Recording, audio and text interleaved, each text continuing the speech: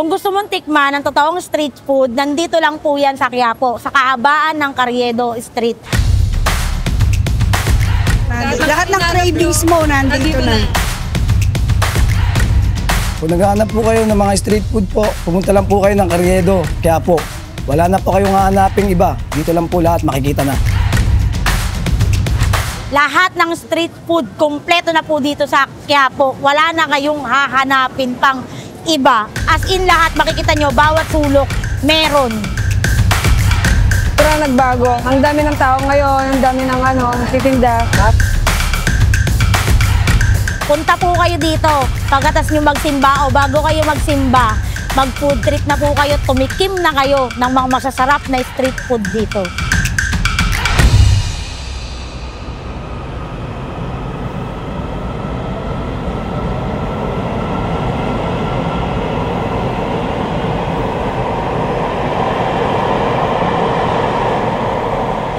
Parang ugbo na yung Carriedo Street eh. Yung kahabaan ng Carriedo hanggang papuntang simbahan, parang ugbo na yun sa Tondo, yung kainan na sikat. Parang ganun na po talaga siya.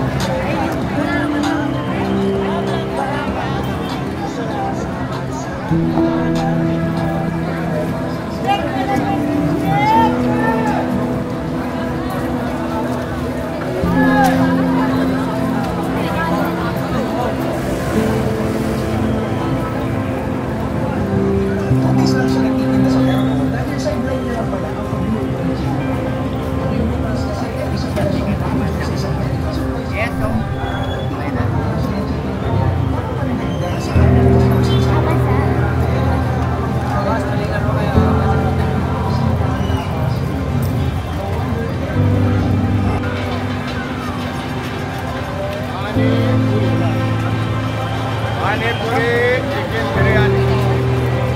Masarap, money back guarantee. Panipuri masarap. Ay, tara, kain ka. Ay, tara, oh. Ay, tara. Salamat po. Welcome po.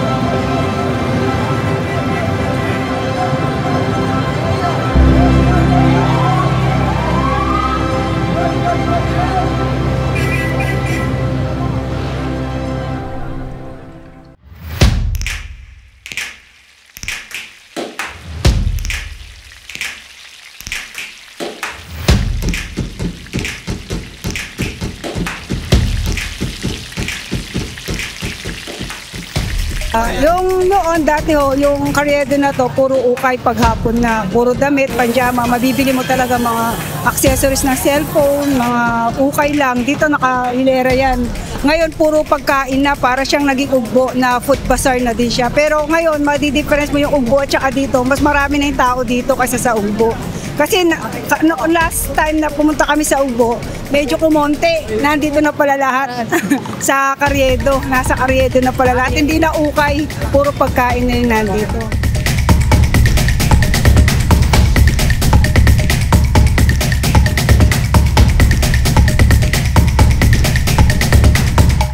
Yun nga nag-transform na siya Parang dati, kalsada lang siya. Ngayon, puro dinadayo na talaga ng mga tao. Puro pagkain lahat ng madadaanan mo talagang nakakagutom. Oo, kasi dati puro damit lang dito Lagi ako dito sa Quiapo. Tapos ngayon nagulat ako, puro street food na siya.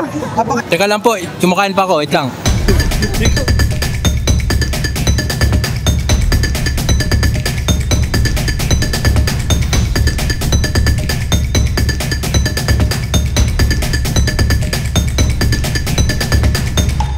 Dito, marami kang pagpipilian. Kung gusto mo ng may kanin na may ulam, meron po dyan. Kung gusto mo mamapak lang ng mga iba't ibang mga finger foods. Transform na siya. Pinasikat ni Ate Neneng B doon sa hotdogan. Ayun, tapos bigla na sumunod yung mga tao. May mga iba't ibang pagkain na. Tapos lahat Shawarma, favorite. Oo, shawarma.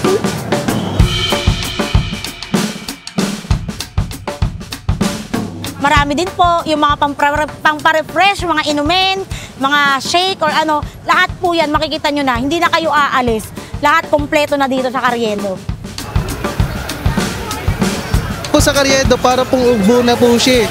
Sobrang haba po lahat po ng food stall, nandito po sila lahat. Sa amin kasi, mahilig kami kumain dalawa. So, para sa amin, okay siya for the experience lang. Parang, ulit pa naman kami dito. Nag-transform na po siya, nagbago na. Puro street food na.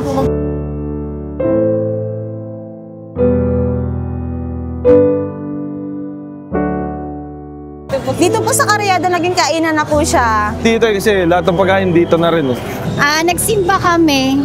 Tapos, tinaray na din namin ulit kasama sila.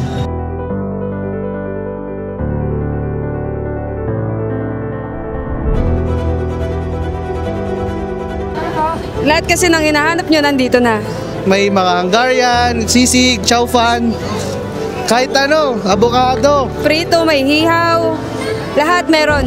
Na idol, donut bago nga lang tong donut nakita namin dito Kahit lagi na kami nandito sa Carriedo.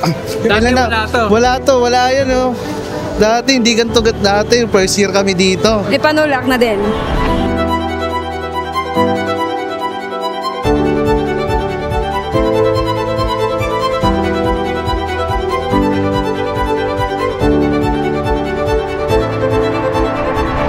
Kahit ano po, kahit lunch po, dito pa kami kumakain along dito sa Carriedo. Kahit saan dyan, marami kayong mapupuntahan dito, sulit dito. May student meal din sila dito. Yung sisig, idol! Idol!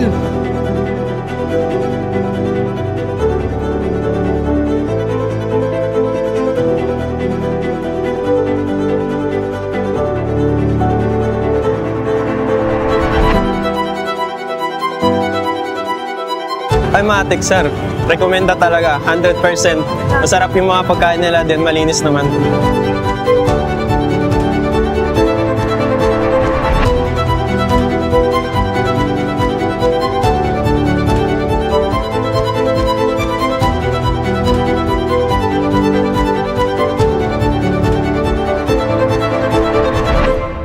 Sisig, sir.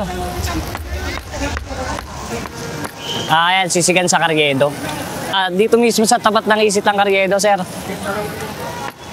Sir, nagbubukas kami alas 9 ng umaga. Nagsasara kami hanggang alas 8 ng gabi. Araw-araw. Walang pahinga. Rektahan na, diretso.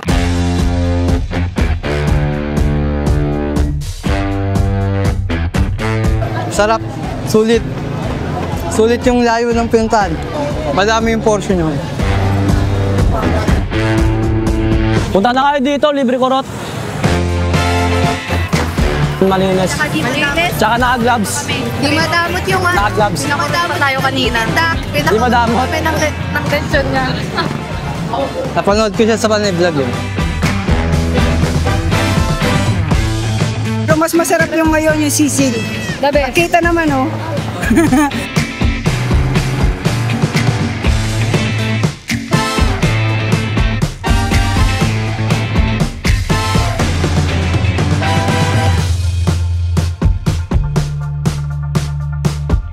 tinitinda ko dito yung avocado kong leche flan. Malasa yung avocado nila, hindi siya basta-basta avocado lang. Maraming avocado. Madami.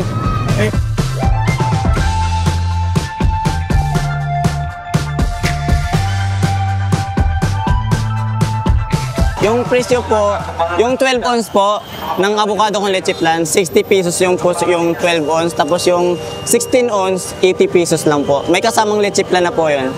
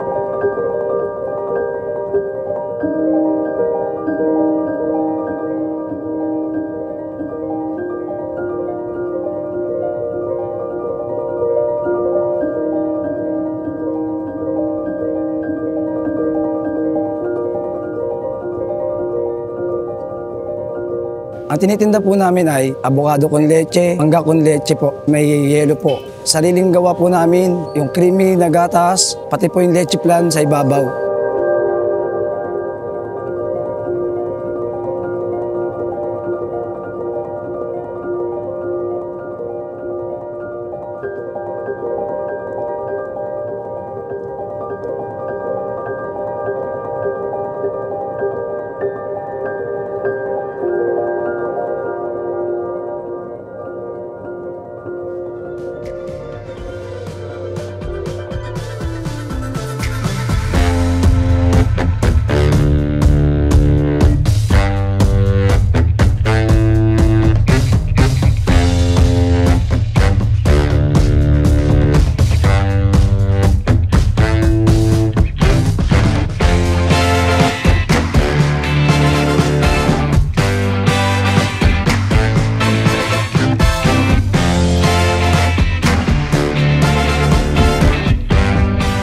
Fruit Ninja natin, dalawang presyo natin, isang 70 pesos at isang 100 pesos with homemade Quiamoy sauce. Sariling gawa ko yung sauce ko na talagang mapapawaw kayo.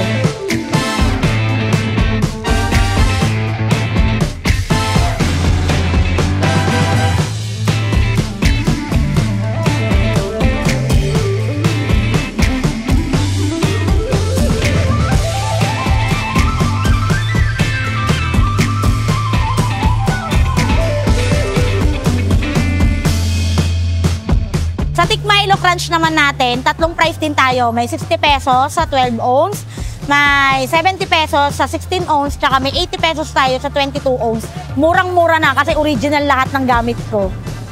Yung hotdog ni Naning B at saka yung Milo ni Madam. Kasi sabi niya sa Milo. 10 over 10. Masarap siya. Okay. Actually, baga po talaga ng mama mo talaga yung pinipilahan, inaabangan ng mga tao talaga na as in dumog, pero sumasabay si Thick Milo Crunch tsaka si Fruit Ninja, pero si baga ng mama mo, iba yung tao talaga eh. Para sa akin, okay naman siya. Masarap naman siya, tapos affordable siya. You have to taste din po siyang sweetness. Yeah. Sobrang sarap. Okay siya, masarap, manamis-namis, tapos yung sausawan niya, the best. Manamis-namis na may pagka-salty ng konti, pero balansin naman yung lasa niya, masarap. Ano masabi mo sa sisig? Okay naman siya, masarap naman siya. Manghang siya, tsaka sulit naman 80 pesos. Ayun po yung owner, dyan po kami lagi bumibili. Niyayaya ko kayo na try nyo kumain dito sa sisigan namin. Okay.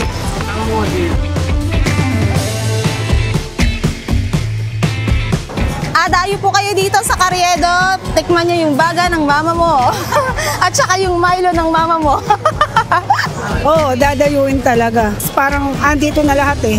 Yung gusto mo, yung kanin, merienda, lahat all in na nandito. Masarap, 80 pesos. Only rice po siya. Only rice ba? Ay, hindi pala. Joke lang. Lugi sila dun pag only rice. Pumunta lang po kayo rito sa Carriedo Station, Quiapo po. Dito niyo po makikita lahat ng mura, masarap, na street food po.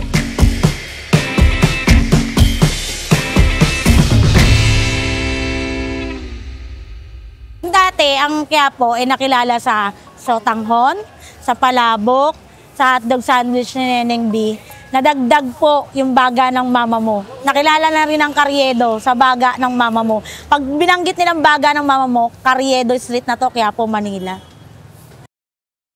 For more inspiring food stories, please subscribe to Tikim TV YouTube channel.